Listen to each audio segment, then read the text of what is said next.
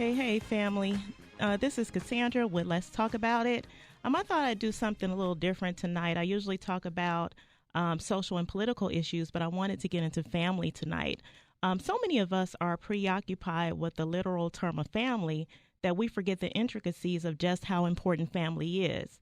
To know your family or members thereof is within itself one of God's most precious gifts.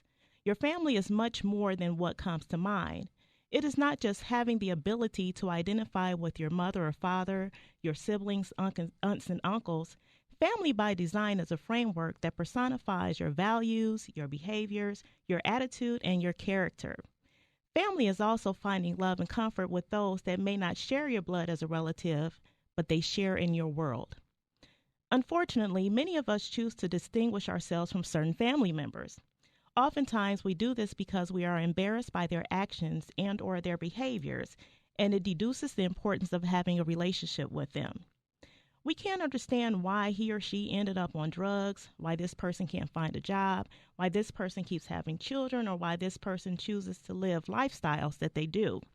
However, we should be seeking to understand whether or not this person ended up that way solely because of the choices they made, or is it also because we didn't give them the love and support that they needed? To kneel and to pray is of no cost to you, and when we don't do it, we profit none. It's funny how we assume and refuse to believe that life will not present those same or similar challenges to us as it did for them. Until the story of your life is ended, you don't know the context of what is written in between chapters.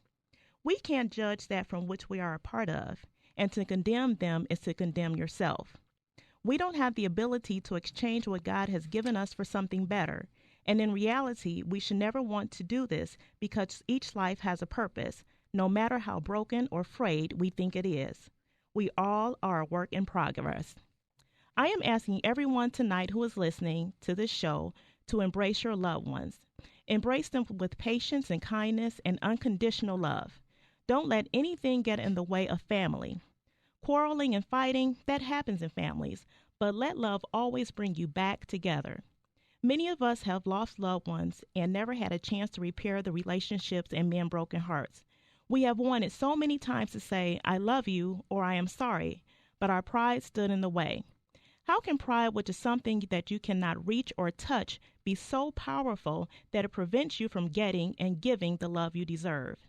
It's unfortunate that there are people who have family members that they haven't spoken to in years. The excuse is usually either, my life is just too busy, or I would talk to them, but they need to get themselves together first. In retrospect, how together are we? The fact that you think their problem doesn't warrant your time is a problem within itself. We all have problems. Some are concealed with smiles, others are worn on their sleeves, but a problem should never prevent anyone from doing what is right. Family, we are here today and gone tomorrow. I want you to look around and take inventory of who isn't here today that was here a few years ago. Was there anything left to say or anything that you wish you could have done? Look at your family now. There is still time to change things and start this new year off right. I challenge you all to pick up the phone or write a letter.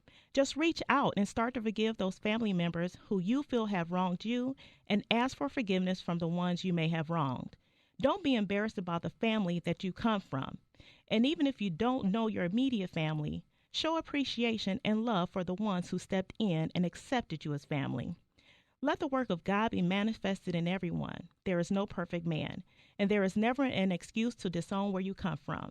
Be a testimony to God's mercy and grace, and I pray that the delivery of this message was transcended from above and that it brings you and your family closer together, not just for this new year, but forever. Whether you agree or disagree with my opinion, I am inviting you to talk about it. You can reach me at letstalkcast@gmail.com. Happy New Year.